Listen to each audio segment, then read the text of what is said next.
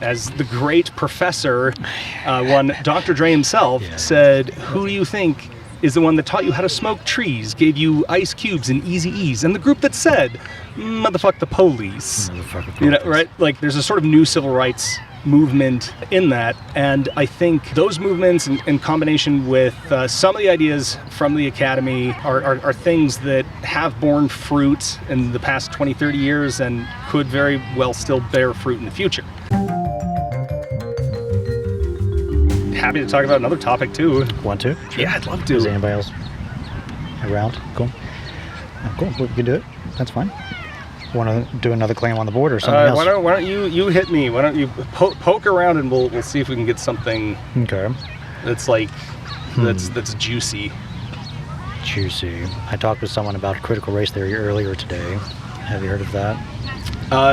Yes, and okay, let's talk about that, because I'm gonna put on my big boy brave pants right now, because it's a topic that's difficult to discuss, especially when you have two white guys sitting on an internet video, and I genuinely fear 6, 7, 8, maybe 10 years down the line, somebody will go like find this interview, take a snippet of it, and like cause damage to me in my life. So I'm going to be courageous. All right. And yeah, let's do it. So I am streaming, and I can stop streaming. That's okay. You want to keep going? Yeah, we can stream. We can stream. Okay, great. Cool. So let's start off with a definition of terms. By the way, do you have a bottle of water or something, or? I have my own. I can take off the lid if you want some. That would be great, because I'm kind of hearing like. Yeah. I'm so sorry to all the people watching live. I'm like, they hear the gumminess. Cool. Thank you, Reed. No problem. Now we reset. So the way I do definitions is I put the term here, and then I have us brainstorm all the claims and definitions related to it, and then we like use these like red and green to like figure out what is actually a valid definition to use and what is not. So we can just start with that process. Cool. So feel free to write down any specific terms or claims that are a definition of critical race theory on those post-it notes, and then put a green if it's true or an X if it's false. So, if it's cool with you, can we start with a,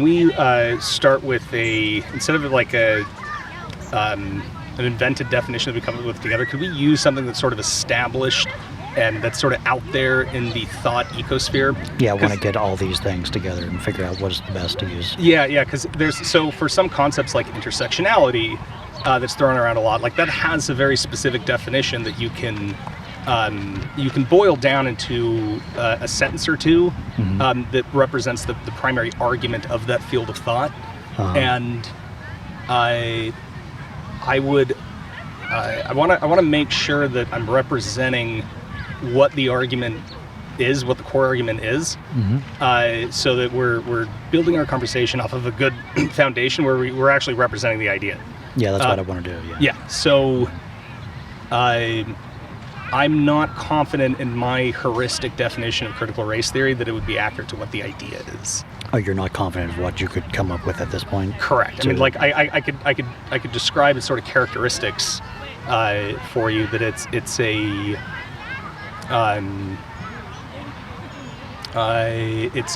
postmodern based philosophy built around the idea that one of the major, if not singular, drivers of social conflict is racial tension that is rooted in history and practice and ongoing systemic problems that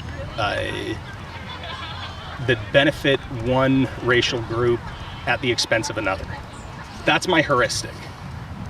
What I would love to do is start with like a Wikipedia article or something that's kind of general that people say. Feel free to look up, phone the Wikipedia. and bring up anything you want to bring up. It's against the rules for me to do it unless people I got you. ask.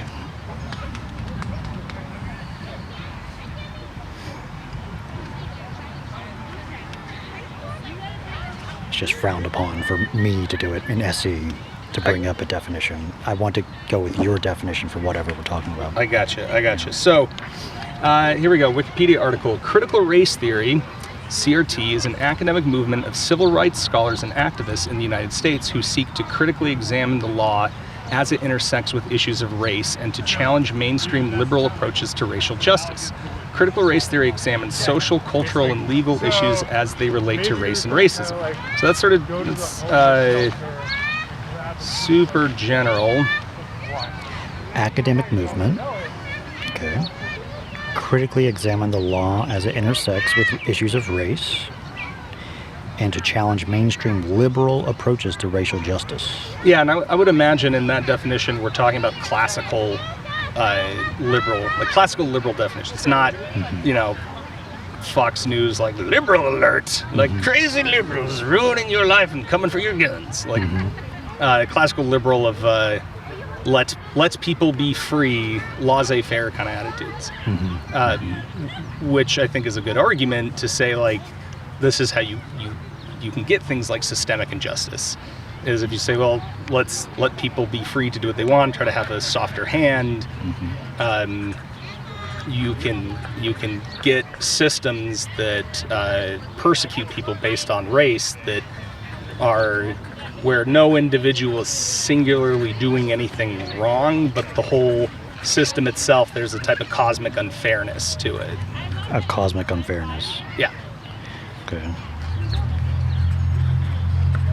I think this is a crucial component then. Challenges mainstream liberal approaches to racial justice. This can be one of our pieces of the definition so far. Should that have a check mark or an X for it? Check mark. That's a valid piece of the definition. What else are we missing? Academic movement. Should we put that as a thing? Yeah. Academic movement. Let's call it a academic and social movement, because a lot of ideas start in the academy and then they sort of trickle down into you can almost call it like a pop philosophy form. This is where you get things like microaggressions. That idea starts in the academy, and then by the time it becomes a pop philosophy, it memifies. It gets memified, and so the original intent or the ideas behind it get transformed into a way that is ends up being divisive to people that use it as a culture war battleground, with very few people actually understanding what the original intent and what the original concept is. Okay. Anything else? Should that have a check mark? Oh, yeah. Okay.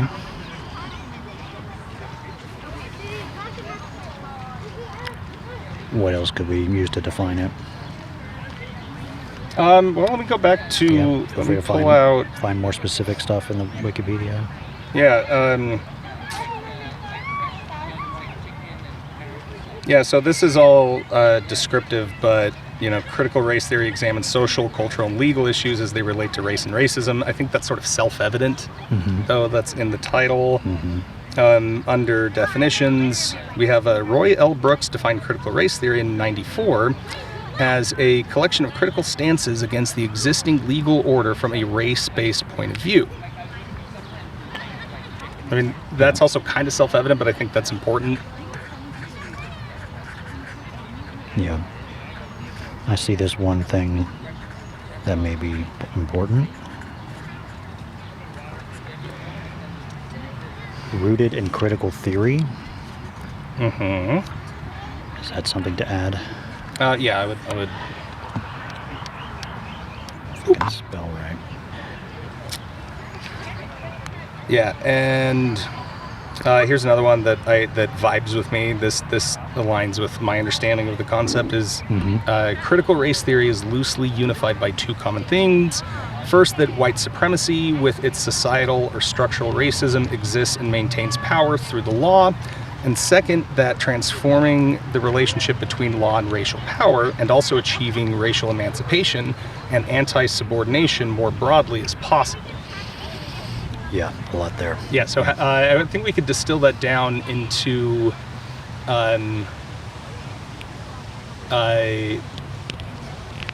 liberation from white supremacy, yay. Yeah. Yeah, like thumbs up, Liberation from white supremacy is good. Yeah. Or I don't think anyone would argue that it's not a good thing. I think the central is white supremacy exists, and liberation from it is possible through a social constructionist point of view. Maybe say is a main goal. Liberation from white supremacy is a main goal. Yeah. Yeah.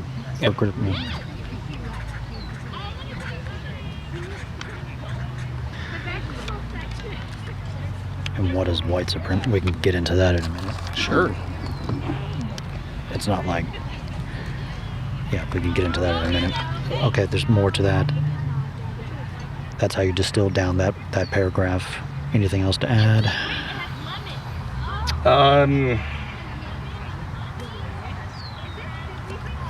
So this is just another little interesting tidbit from the Wiki that caught my eye. It says critics of critical race theory argue that it relies on social constructionism, elevates storytelling over evidence and reason, and rejects the concepts of truth and merit, and opposes broader liberalism. So we can distill that into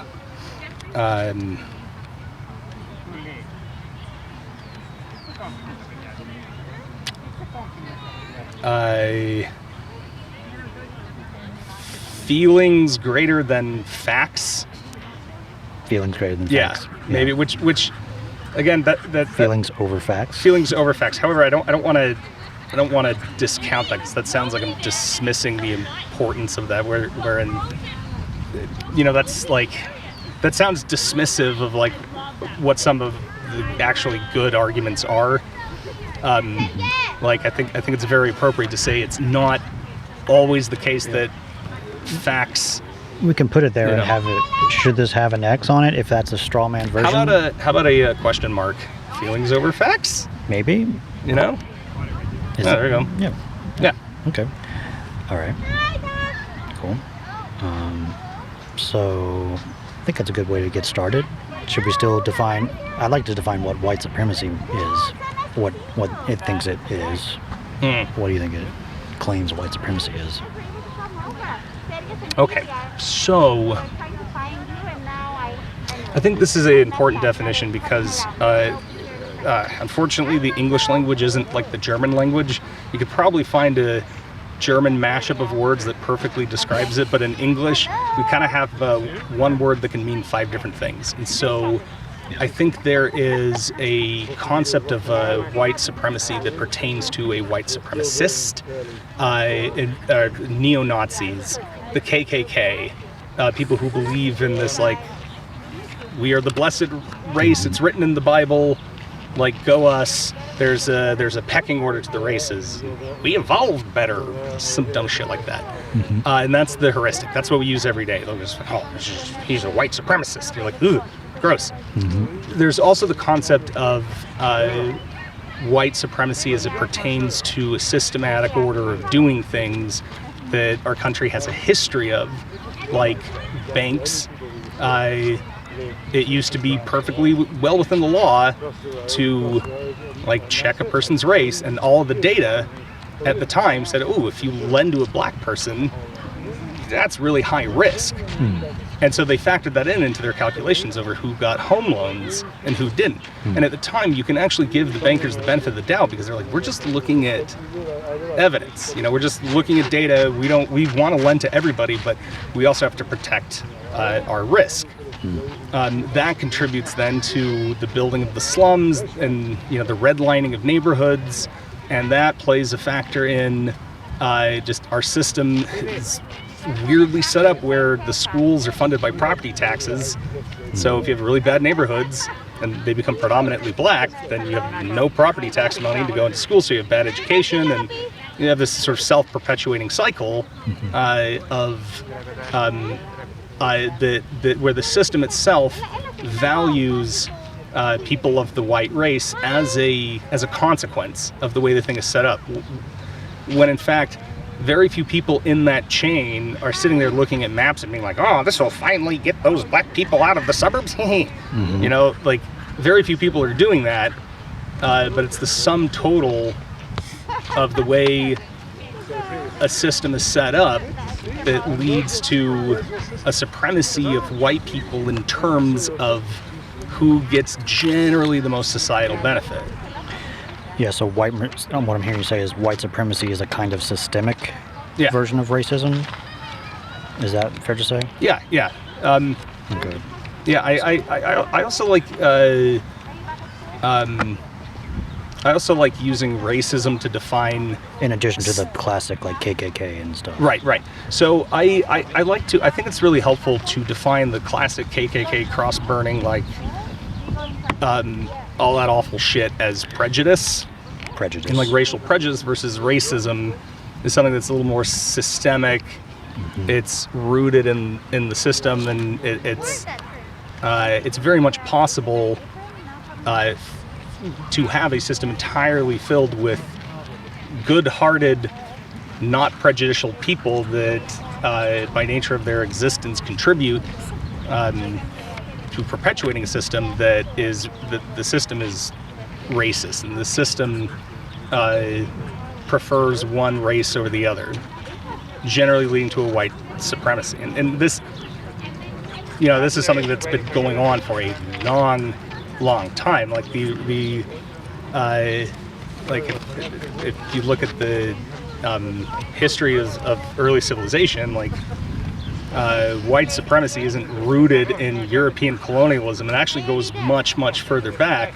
It's rooted primarily in class struggle, because in many societies, thousands of years ago, the more fair-skinned you were, the more you symbolized wealth, because you weren't out in the fields working all day, so you didn't have sunburnt skin. So we have texts from Egypt, Sumeria, the Caucasus, like the early Indian governments and early like Han Chinese. There's all this documentation of like, young ladies, here's how to like whiten up your skin, because the paler it's really not about being white, it's about being pale. The darker you are, the more of a person of the earth, farmhand, serf you are, whereas the paler you are, it's like it symbolizes wealth and status. You're indoors, you're not have to go outside and do all the work. Exactly. So it's something that has there's a biological component, there's a societal component, there's a historical component. It's like it just runs so much deeper than just European colonialism, and goes even further than slavery. Just awful thing, but so slavery and other systems of civilization where you have the privileged class and everybody else in the majority, that idea of how you look is evident of your class. Yeah, gotcha. A lot there. So we were just explaining what white supremacy is. It's a kind of systemic racism, and I think you just explained what systemic racism and all that's about. And racism itself, I've heard these two different definitions: discrimination based on race, like prejudice, but then also prejudice plus power. And I don't think you said prejudice plus power. No. Exactly. So maybe this is against the rules, but is this a kind of definition for racism? Critical race theory would say is the best definition to use? So I think, or should we just take that off and that's not even a thing to consider? I mean, I think it's a part of it. I mean, I think you can't ignore it. That within any type of social structure where you have a powerful class, or you have a group of people that have lots of power, that run things, their prejudices are going to implement themselves in numerous ways, either consciously or unconsciously, some major of severe consequence and others of minor, in consequence. So it's a part of it. So I guess we could add to this too that discrimination based on race would be, that would be prejudice, or hostility towards race would be prejudice. And I would say that racism is more of a systemic effect. That's like where the whole is greater than the sum of its parts, so to speak. Mm-hmm. So prejudice is discrimination based on race, and racism is what's the best definition of racism for this? I would say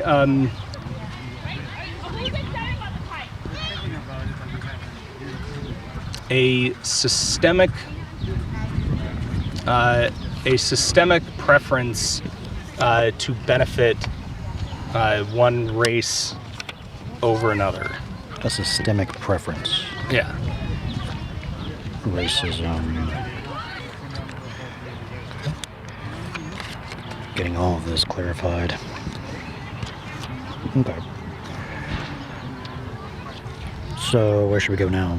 Anything else to clarify about definitions? Nope. I think definitions all look good. Alrighty. So what is the claim we should talk about?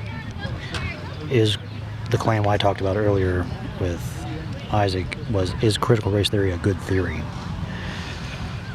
Oh, great question. Great question. So,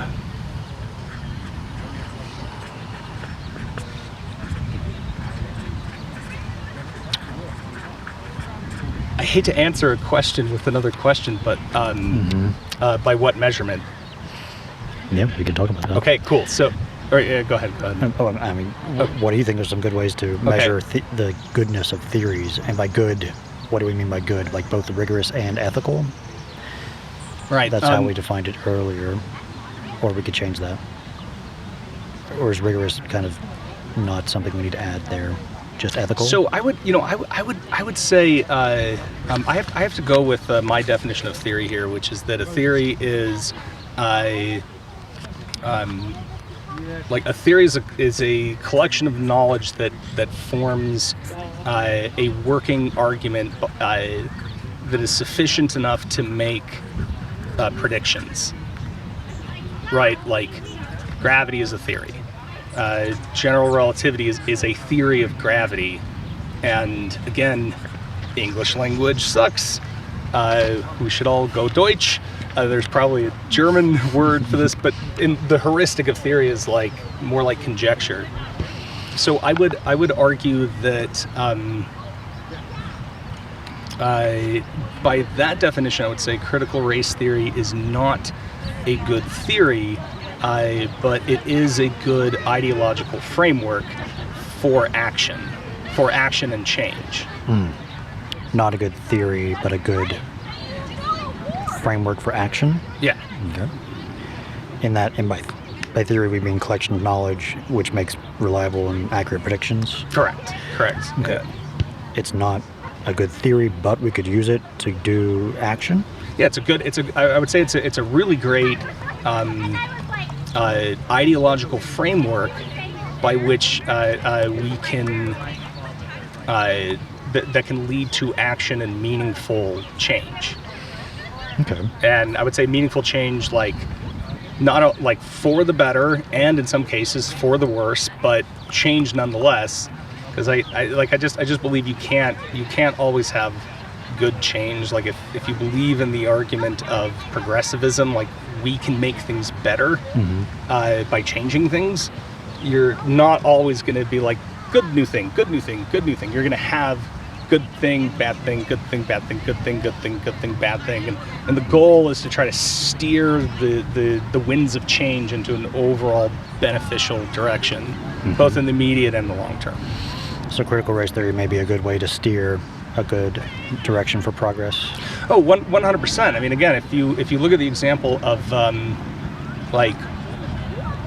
we talked about the banks and lending, that was just part of this perpetual cycle of your the system itself is shoveling all these people into low-income neighborhoods where the schools are terrible, and so job prospects go down, which leads to not a lot of income, which then leads to a small subset of that population turning towards things like crime, or primarily to make money and to make ends meet and to have safety, security, and have a pastime.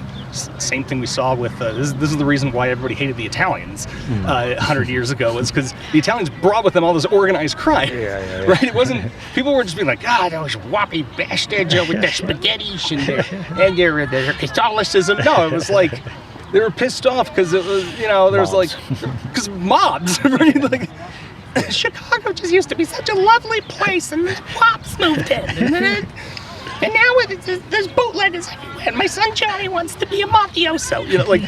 Right? That's why people, like, that was one of the principal reasons why there's so much anti-Italian racism and prejudice. So if you have a system that then pushes people into that, then you start like saying, okay, well, what can we change? And if you take each individual component piece by piece, you find no evildoers. Like, you want to find, like, all those stupid fucking movies that are like, I call these things a chicken soup for Whitey's soul. They're like The Help, and remember the Titans, where it's always a sports team, and there's right, like and in all those movies, there's always somebody who's like black people can't play football, or right. And then, good-hearted white person's like, that's my brother you're talking about. And, like, Whitey comes to save the day, and you kick out the bad racist actor, and we can all come together. Like, it doesn't work that way. In real life, if you isolate, like, the banks, the schools, the neighborhoods, all these little things that are definite problems, you don't find, like, evil racist bastard that you want to just be like, okay, we got rid of that person, now we're making things better. So I would say that critical race theory is a good ideological framework to then look at the whole thing and say, okay, you're not going to be able to root out all the Klansmen, but something has to change with the system itself, or we have to find some little switches to hit here and there to see if we can steer something that's more towards equity. Equity, that's another term we might want to define. What do you mean by that? Let me back that up. Let me, like, instead of I would say reasonable equity and absolute legal equality. That's what you want to steer towards. What was that? Reasonable equity? Reasonable equity and absolute equality.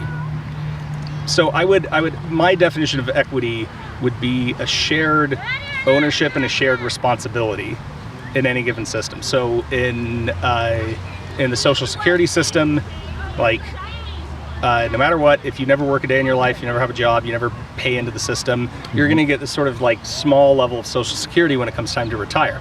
But if you have a long history of paying your Social Security taxes, you can get the maximum amount when you retire. That's a fair and reasonable equity, where you have a responsibility to pay those taxes, and then you also share in the rewards of getting, like, we're working, and we work whatever the minimum is, 25 years. Down the line, you and I both get that sort of maximum level of Social Security benefit, as opposed to the person who doesn't work at all. They still get that minimum guaranteed amount, but it's not as much because they didn't have the same share of the responsibility, so they don't get the same fair and reasonable share of the rewards. Okay, there's like an input or an output system. Yeah.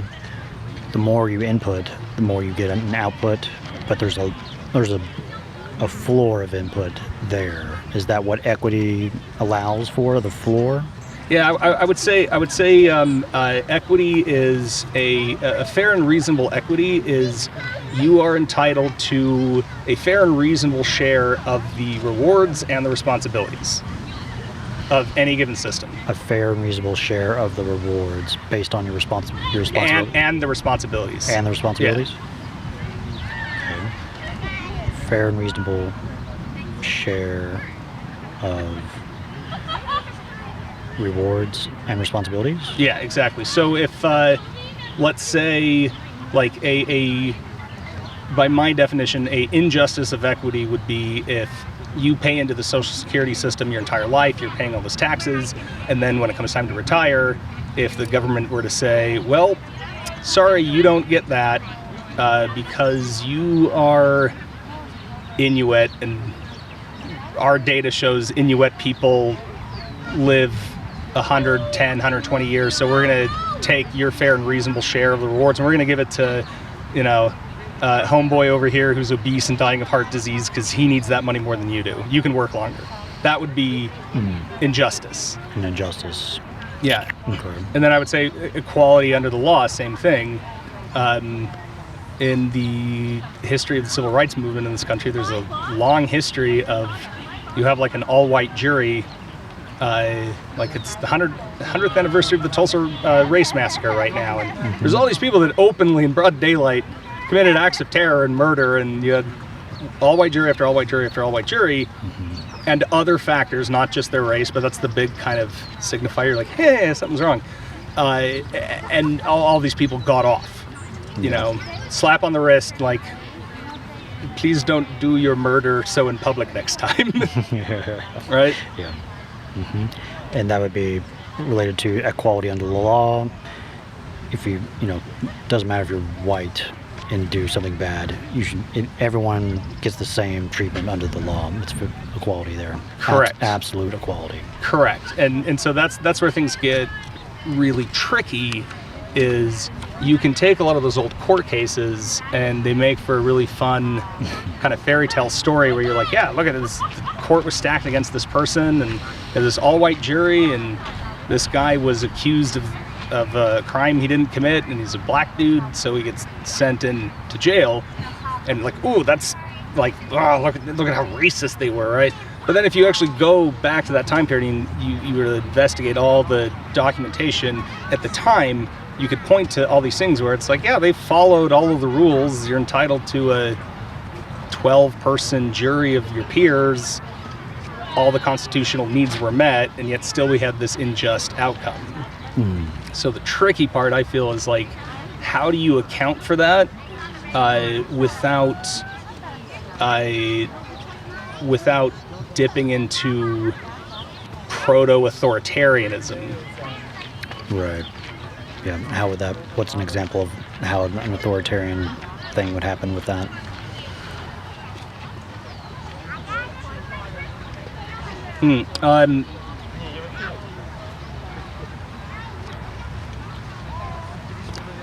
Let me give you a hypothetical. Sure. Actually, no. I have a good real-world example. Last year in California, there was a measure on the ballot that said, like, should California consider race when hiring applicants? Yeah, I remember that. Yeah, and this is the thing where I feel very glad that it got shot down, because it opens up a doorway where you start leaking into like racial hiring quotas, because we're all aware of systemic injustices, and they happen all around us all the time, and we're aware of certain facets of everyday life that I think you and I, as like white dudes, will take for granted that other people don't like have to deal with, that we take things for granted that other people have to deal with that we don't. Yeah. And so it's kind of in vogue right now to say, like, we're starting like the diversity hiring initiative, and companies will come out with these feel-good fluff pieces, and government bureaus, it's like, we hired like 20 people of color this last week. We're doing our part. And they get little social kudos from that, and that goes into their like feel-good brand messaging. And then, so if you're legally allowed to then discriminate based off of race, you're opening a really scary door where you're starting to place a meritocracy on a person's ethnic and genetic and cultural heritage, rather than assigning value to some type of immutable trait about themselves. Exactly. Yeah, you're saying, okay, by means of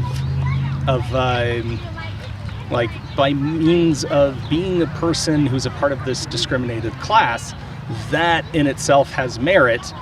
So, therefore, like, go you for being that way. Being that way, right? And then in some cases it gets a little gray, like in education, right? Where it's like if you have, let's say, a really, really talented student at a shit school that is like working their ass off and doesn't have the same academic pedigree as somebody who comes from Harvard Westlake, $40,000 a year private school up there, like nestled in the hills of Beverly Hills, wherever the fuck it is, right? They might not have the same pedigree, like they're not like the coxswain for the rowing team, you know, but they have the intellectual talent and they have the fortitude. You want that student at your university, and so there's all these little gray areas where it's like where do you say, okay, is this person from a predominantly black or Hispanic neighborhood that we know is going to be a really good student, are we elevating them based off of ways that we have measured them and we put faith and confidence in their ability given the circumstances, or are we being lazy about it and saying, like, now we have this wonderful, we think this person's going to be great, and we're going to have a great like story for our PR team to deal with. Like, here's this person like came from nothing and they're in Harvard Law, and we're just kind of guessing about their intellectual chops as they pertain to the ability to do the work, as opposed to like any way to actually to measure their talent or to factor it in. Like it's all a really messy thing, and like I don't even know how you would begin to measure that, because you want to measure a person's capacity to do the thing before you allow them to do the thing. You know? Yep. Cool. So I'm going to go back to this claim about critical race theory being not a good theory, but it's good for action. How confident are you that it's good for action? If all the way to the right is, absolutely yes, not sure, no. Good for action for meeting a goal of like racial justice. Why don't we say for, or what is like just progress? Positive change, like a net positive change. Okay, cool. Because if it was just, is it a good ideology for action, I'd put it there, and then for positive change, I'd put it, kind of like for positive change related to race, kind of maybe related to solving problems related to race and racism. Yeah. Is it a good thing to do that about there? Yeah. Okay. And what are some reasons to be at that confidence level for this? And as you think, I'm going to change the umbrella situation. Cool. If there's a way to like turn it. I gotcha. Do you need a hand? Sure, go ahead. Yeah. Let me help you out. Okay. Thank you for doing this, by the way. This was like no problem. This is great. I love this kind of stuff, because it's like you just like you learn more about your position by like talking about just explaining it. Exactly. Yeah. Just getting clarity on all this. It's just it helps people so much. Okay, so why learn? Yeah. So why be there? Why What's the good reasons? What are some reasons against that? We'll just start with reasons to be there. Reason to be there with it. So, I think the let me adjust this. Oh yeah. Let me perfect there. Let me get on mic. Yeah. So I think the successes of the civil rights movement and the successes of social movements that have had firm roots in the academy are reason to be confident in an ongoing critical race dialogue to bear fruits. Past civil rights movements have used academic ideas to get progress. This is another academic idea about potential around that is a civil rights issue. So we should just by default have confidence that it's another good thing to do. There's reason to be confident in that there's fruit to be born out of it, because we have a history of examples of ideas that either began in the academy or were sympathetic to social movement ideas outside of the academy that found enough momentum and public sway to change things for the better. I think we all agree that the civil rights movements of the 50s, 60s, and 70s were broadly successful. And I think there's a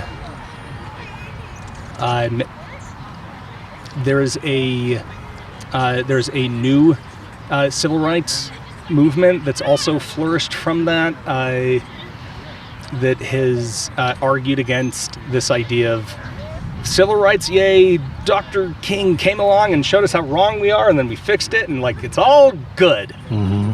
It's clearly not. So, you know, there's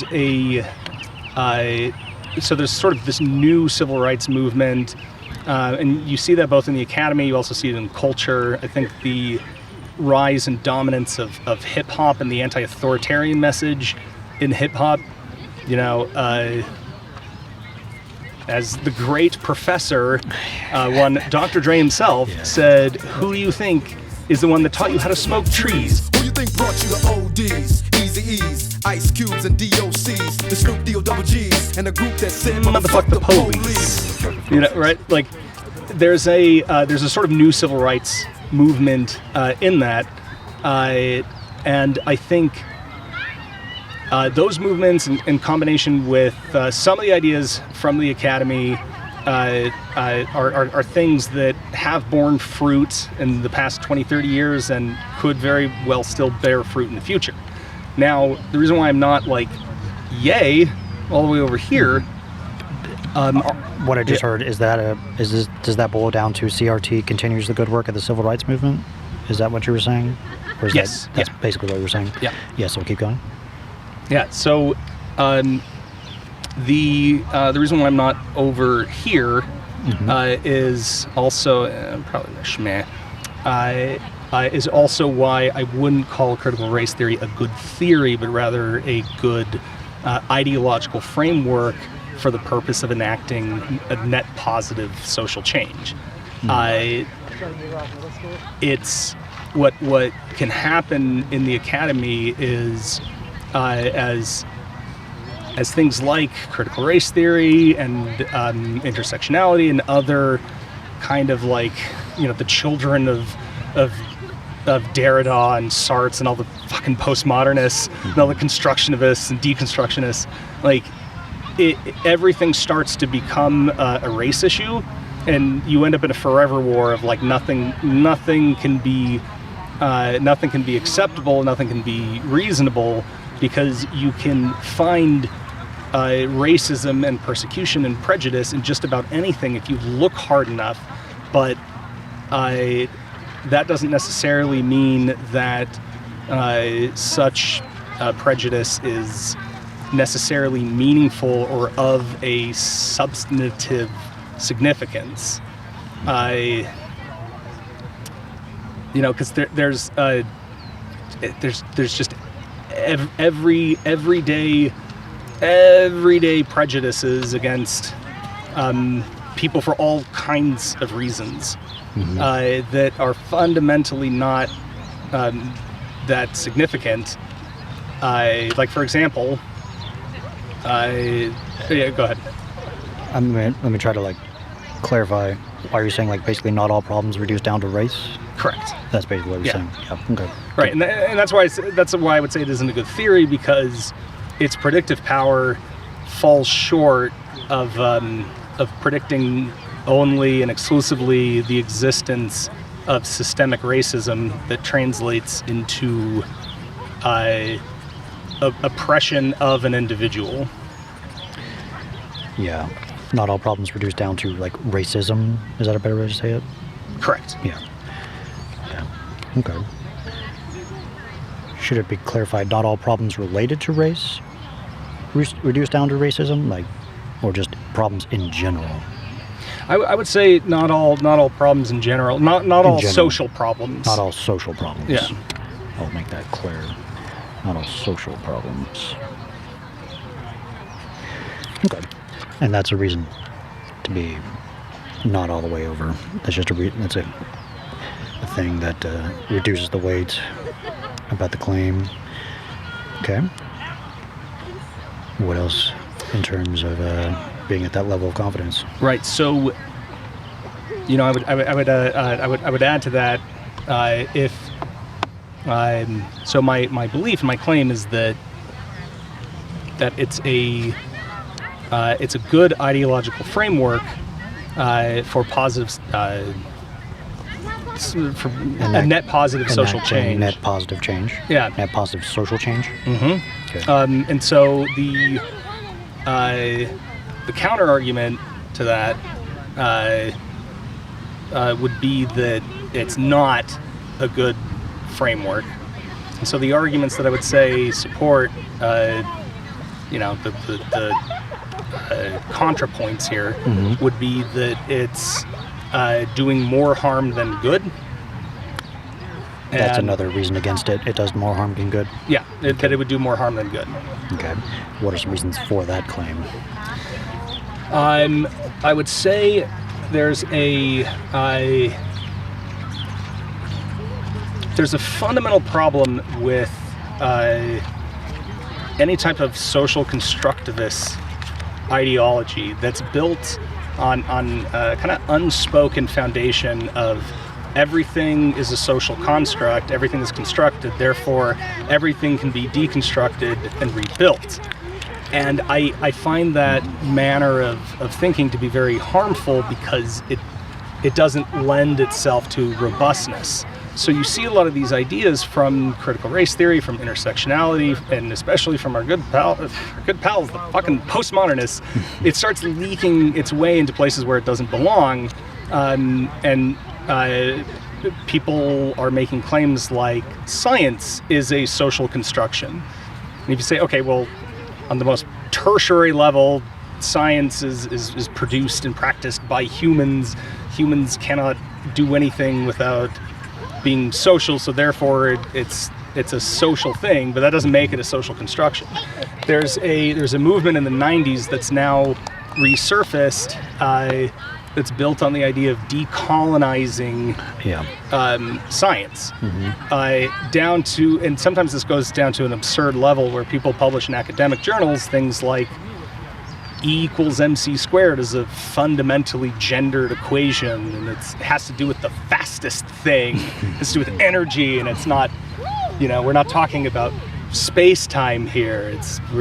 Or a womb-like structure. We're talking about these very phallic ideas that are like conquering, or the laws of gravity. The laws are absolute and you can't break them. But look, Einstein showed that you can break Newtonian laws of gravity. It's not the authoritative rule of the white British Newton man colonizing our thought space. And those ideas are so fundamentally wrong, and there's such a misconception of what physics actually says. Misses the point. Yeah. It misses the point. And so there's a place for that discussion within the academy, but what happens in the academy increasingly, as the academy becomes more and more socially active, which it has every reason to do, but still there's a consequence of those things start trickling down into pop philosophy and pop sociology, where they completely miss the point.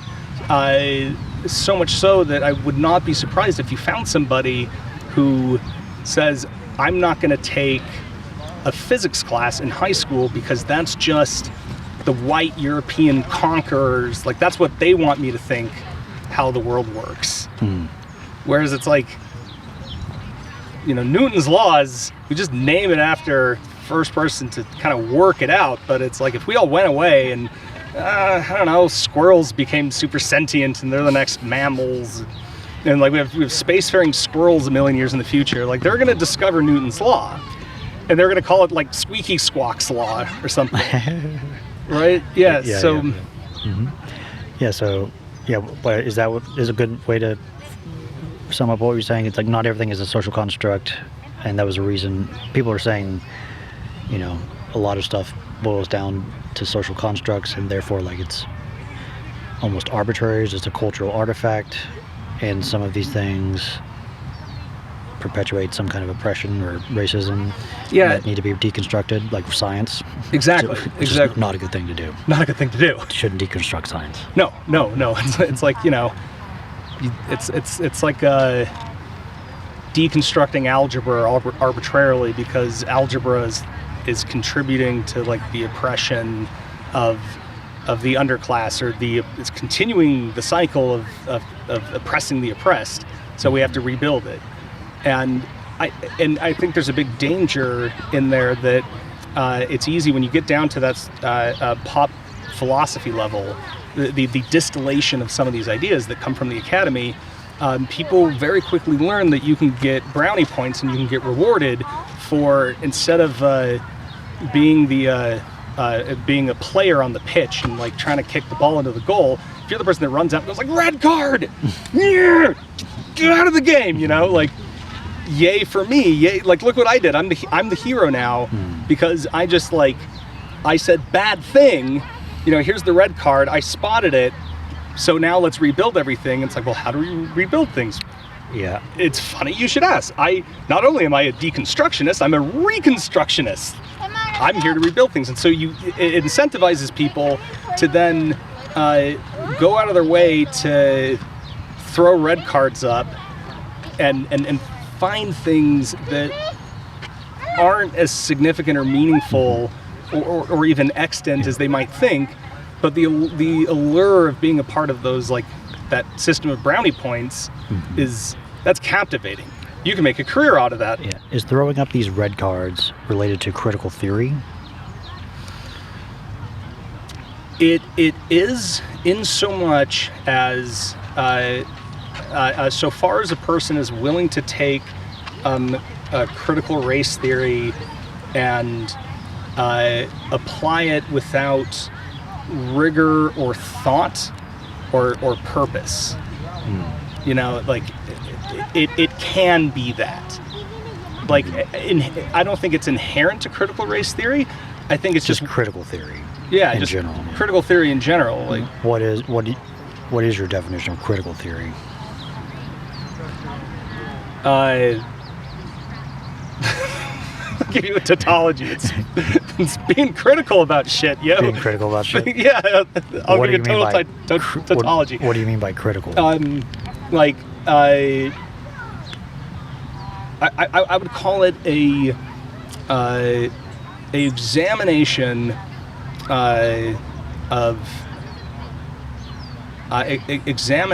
of thought and object, anything physical or non-physical, for the purpose of elucidation. Like, what is this thing? Where is this thing? Why is this thing? How does it work? What for? When is this thing? If we're gonna get timey-wimey. That's how you spell elucidation. Okay. I'm glad I have a spell checker built in. All right, so critical theory is a way of examining thoughts or objects for the purpose of elucidation. What do you mean by that? Cool. Yeah. Like, yeah. Okay. Wait a minute. Sorry. Yeah. They're falling at the same time. We're the same things. So now I have a bowling ball, and I'm like, why are they falling at the same time? Let me think about this. Why is it when I have this heavy bowling ball, it's like harder to get it moving, but then this thing, this little golf ball, it's really easy to get moving, and then when I drop them at the same time, they fall down at the same rate. What's going on here? Okay, could it be there's a thing called inertia that the force due to gravity scales with the amount of masses in an object, but then there's a resistance to change in motion that we can measure called inertia. Okay, let me think about this. Let me work it out why that might be. Is critical theory another way of saying science? I think science is a critical theory. Okay. I think a broader term, science just pertains exclusively to the natural world. And it has commentary on the meta world. It has commentary on metaphysics, and it has commentary on the human mind, or like thoughts. But it's principally concerned with measuring the natural world, whereas critical theory itself can be applied to just about everything. We can have a critical theory of sociology, right? Where, like, how do we all interact with one another? How do we Like, it's better to use for more social stuff, or just non-nat. If science is for the natural stuff, critical theory is for anything else besides the natural, or, just a certain subset of the natural. I would just say critical theory is just in the broadest definition. It's critical analysis to form a conjecture, a working conjecture or a working theory about how things work. So I'm being very, very, very broad. Critical, like anything you can get a degree in would be a critical theory, and that's not really helpful though. If then you say in that definition scheme, you say like critical race theory,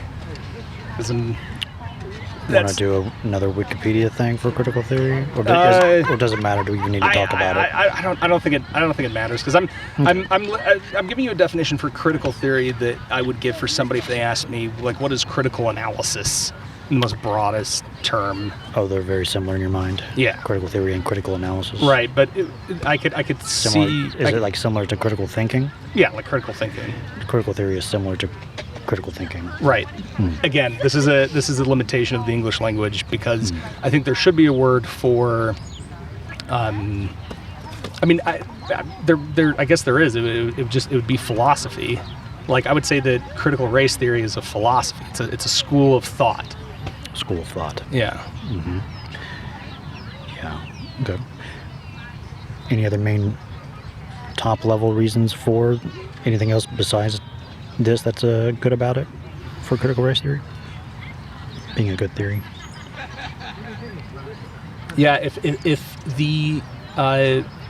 it's defined with the purpose to promote net positive change for a fair and reasonable equity and universal equality under the law, then a really good thing that comes out of it is by being rooted in the academy, where critical thought on a good day is welcomed and promoted. It comes with a shield in which the arguments are more likely to be taken seriously, as a general rule, as opposed to what we've seen in because of its positive intentions. Because of its academic rigor, or its assumed academic rigor. And again, I got to give, like, I know people will. You could find any professor at any university that's like a constructionist that's just a total ass clown. Mm-hmm. But let's give everybody the benefit of the doubt in the academy, and let's say they're like doing their jobs correctly.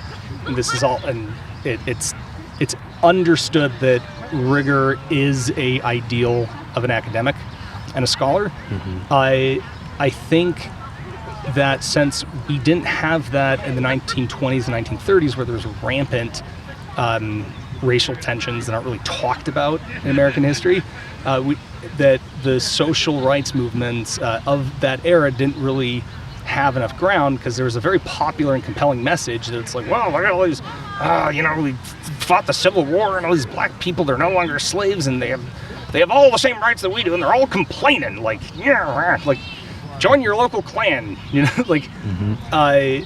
There's this message of the whiny minority that's really compelling to somebody if they're not exposed to any type of systemic injustice. And I think since critical race theory is rooted in the academy, then if its purpose is to have that net positive change for good, it has a brighter shield around it, where it's like, no, this isn't just people complaining about misfortune. Like, mm-hmm. we've done our homework on this, and so it lends an air of credibility. It gets its credibility from just the assumption that it's an academic theory, so all academic stuff is basically rigorous if it's academia, and it has just a lot of good intentions about it. Yes, there's again, we're giving the benefit of the doubt to the academy, because there's a lot of bullshit in the academy, but overall the intent of the academy is to elucidate truth. Mm-hmm, mm-hmm. All right. Well, oh man, there's so much here. Where else can we go? Any other questions to consider at this point? I think I may need to take a pause because I'm like almost out of juice for like to like. I feel you. Yeah. I'm sorry I couldn't give you something fun like. I was raised in a devout LDS family. Oh, So really? Yeah. I'm sorry I can't give you something like like I believe that Joseph Smith restored the fullness of the gospel of Jesus Christ. That would have been fun too. Yeah. Yeah, exactly. Yeah. Do you come to the park often? Yeah. I try to. Yeah. I'm gonna be out here a lot more often because this, I live just down there a little ways, so this is like my daily health walk. Okay, good. Yeah, good. And I haven't really been doing that in COVID time, so I'm gonna make it a thing to like. All right. I'm gonna try to be here Wednesdays and Saturdays around this time, and if you see me again, I'd love to pick it up on this conversation because there's probably more to say about it. I think we just scratched the surface potentially about it. There's so much to it. Or we can talk about something else. Yeah. So you're here Wednesdays and Saturdays. Mm-hmm. Generally, what time frame? Like 12 to 5 or so. 12 to 5? Okay. It's usually, yeah, 12 to 4 usually. Awesome. Mm-hmm. Okay, cool. I mean, yeah, thanks for doing this because it's like, I will, like, yeah. No problem. Yeah, I have a meetup group too. If you follow that, it tells exactly where I'm going to be and when. And right now I have it set automatically to be repeat Wednesdays, Saturdays here, 12 to 4. Awesome. Yeah, and that was really good. Thank you, Anthony. Cool. And so much to talk about. Yeah, so I'd love to pick it up again at some point. Yeah, I'd like to give people one of these little puzzle pieces. I'm out of the red ones, but we have like, if you see me again, you can come and get another piece and I love it. Build out the whole set, and I'll have a red one at some point in the future to complete the set. So that was nice. Appreciate it. Awesome. Yeah, thank you so much. Thank you. I guess we're still in pandemic time, so we're fist bumping and then. Yeah, sure. I'm twice vaccinated now, so. Cool, me too, yeah. Solid. Perfect. Loved it. And hopefully it all worked out in the recording, so that's good. Is this cool if I potentially upload this? Oh, yeah, absolutely. Go ahead. All right, thank you. Are you going to stop streaming and take a break, or? Yeah, I think I'll wrap up at some point soon. So awesome. That was nice. Thanks. All right. Oh, man. Yeah. Have a great day. All right, you too, dude. Hope to see you again. Thanks. See ya. Cheers.